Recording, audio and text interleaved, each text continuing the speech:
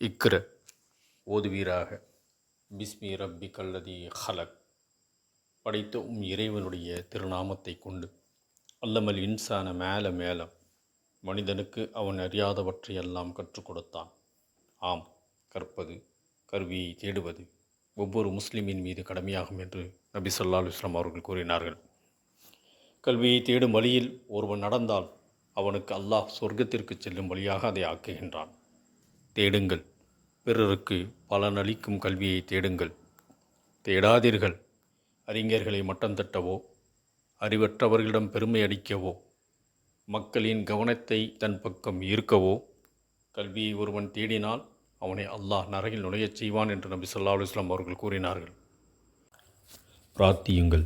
அவுது பில்லாஹி அன் அகூனு மினல் ஜாஹிலீன்.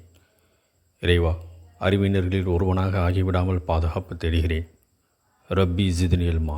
இறைவா, எனக்கு ஞானத்தை அதிகமாக வழங்குவாயாக. அல்லாஹும்மி அஊது பிக்க மினல் இல்மின் லா யன்ஃபஉ.